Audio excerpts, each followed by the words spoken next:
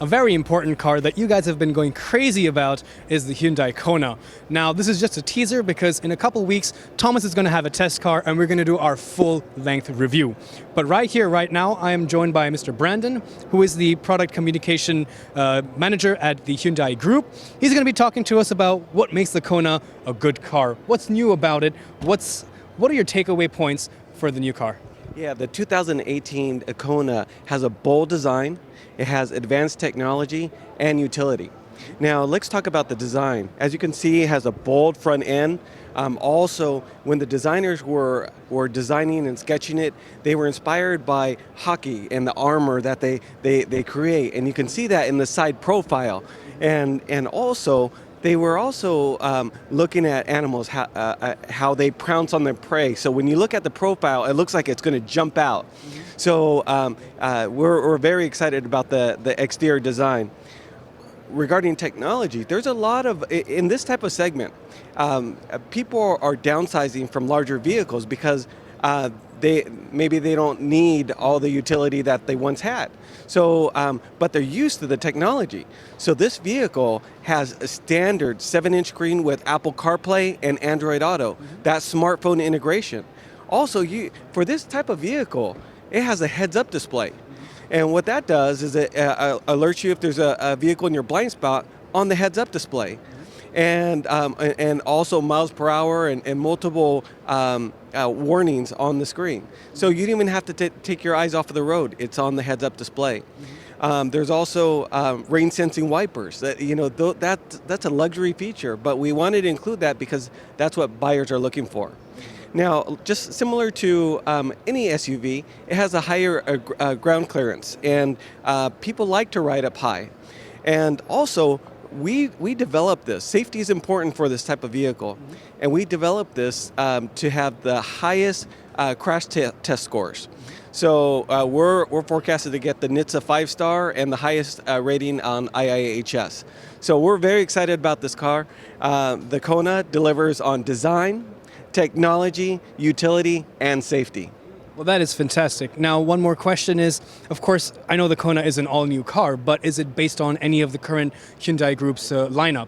The great thing about this is it's an all-new compact CUV platform. So you may see this platform on other vehicles, but this is a brand new platform for Hyundai. Well, that's fantastic.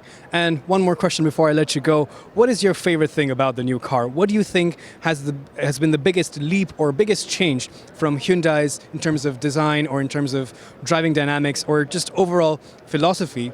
Where is Kona taking the brand in the future? The great thing about this looks nothing like any of our cars in the lineup. Mm-hmm. And this is our most affordable SUV. And so the thing I like about this the most is we actually have the car in that space. So if someone's cross-shopping, let's say, a compact car or mid-size car, but they like the price point and prefer an SUV, we have the Kona for them. Well, that's really fantastic, Brandon. Thank you so much for your time. Thank you.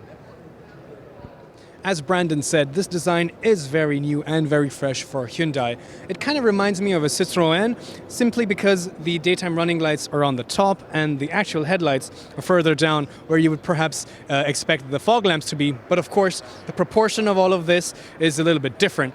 Very interesting as well. Another thing which I do like is, for example, on the side we have some active air vents as well, which helps channel air around the car, makes it more aerodynamic.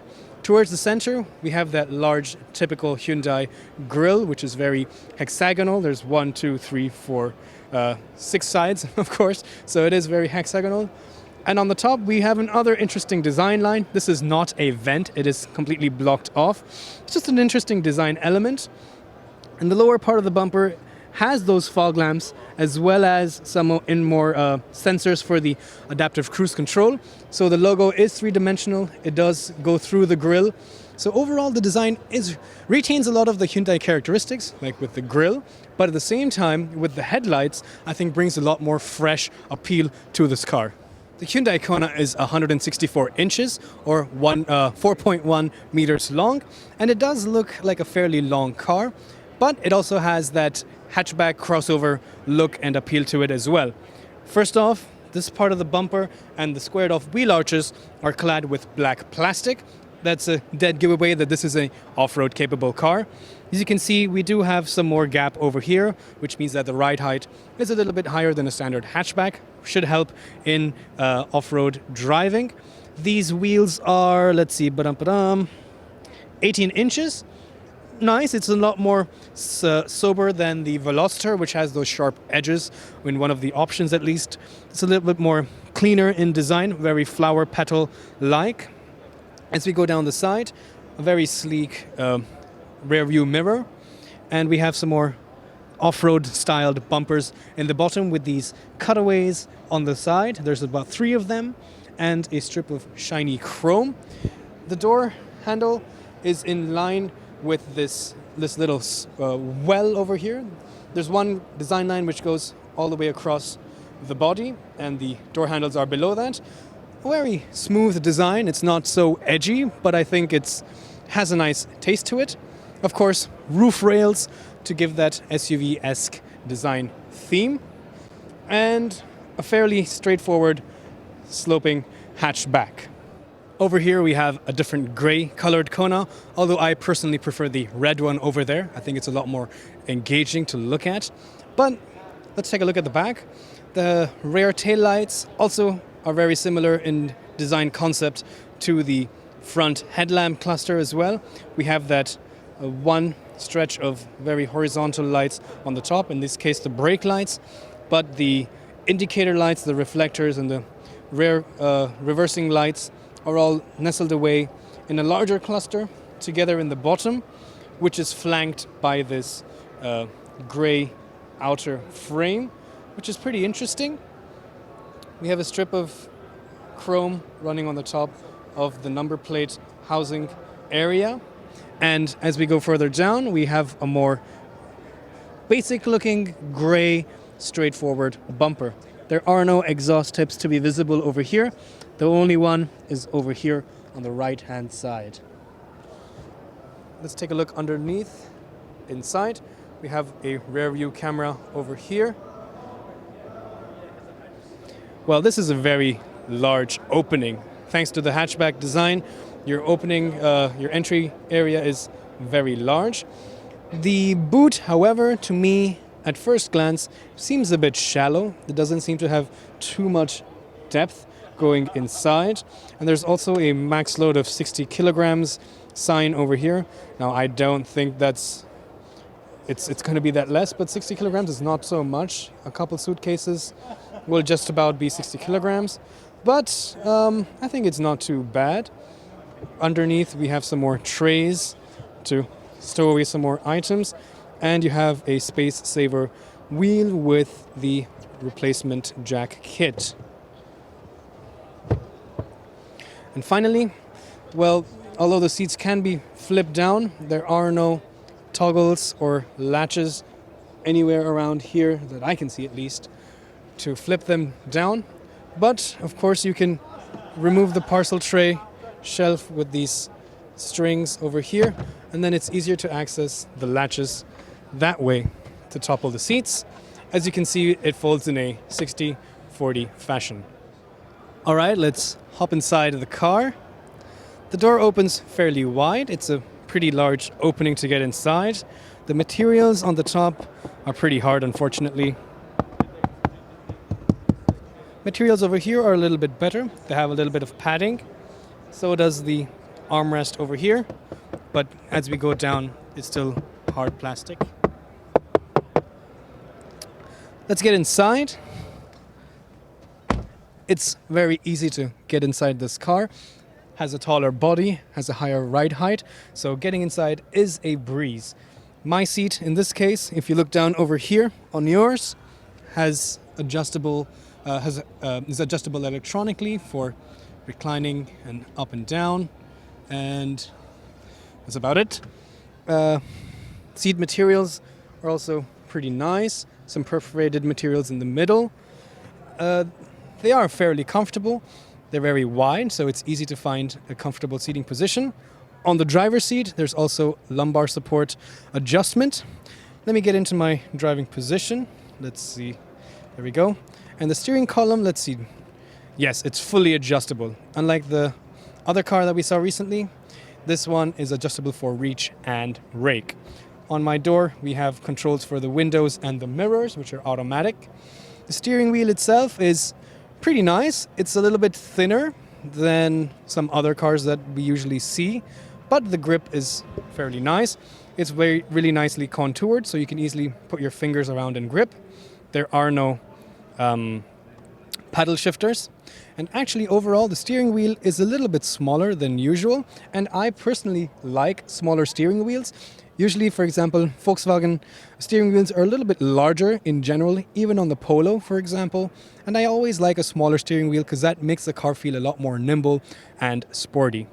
On this model, we have analog dials and a standalone infotainment system.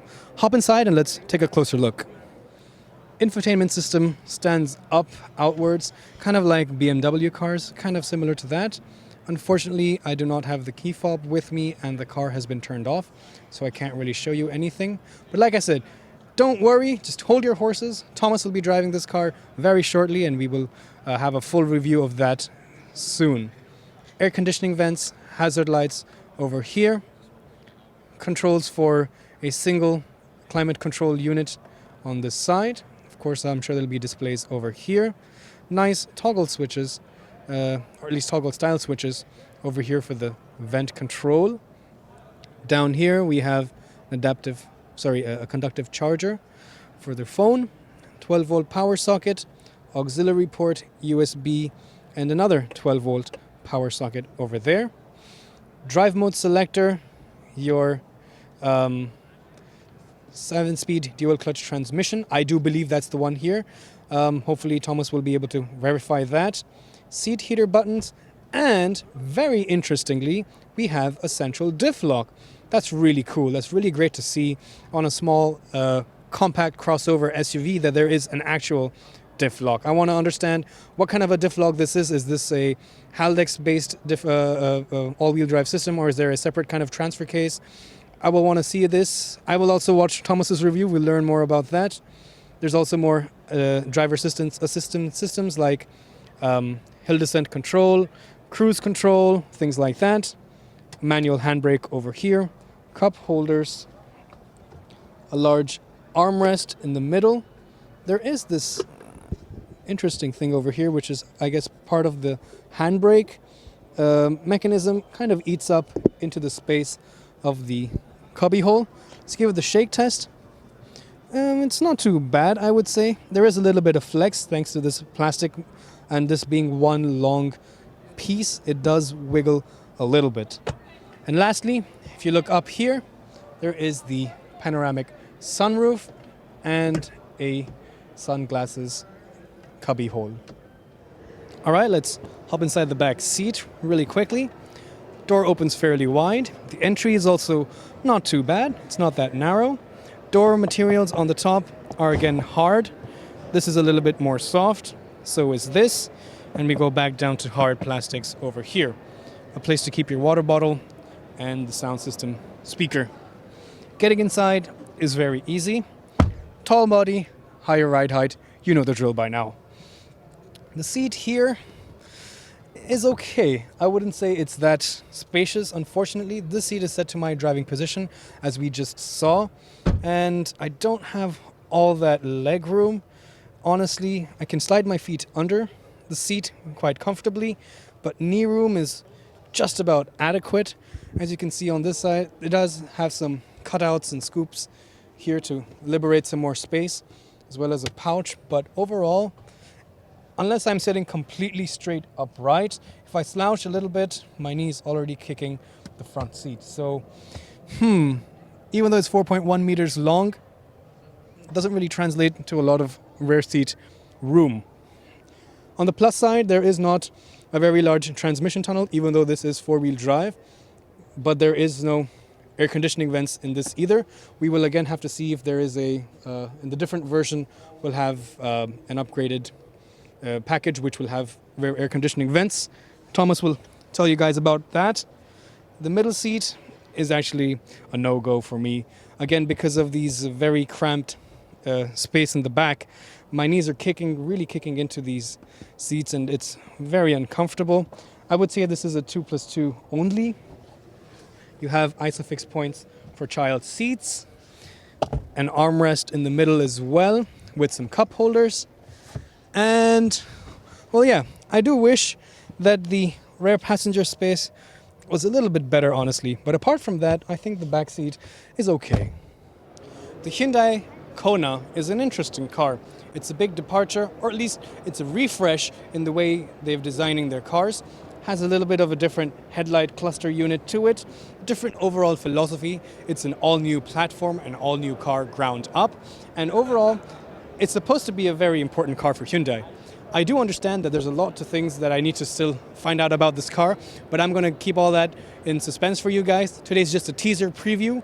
Thomas is going to have this car in his garage in a few weeks, and he's going to do a full review, extensive, to give you all the information that you do need. But from what I see today, it is an interesting car.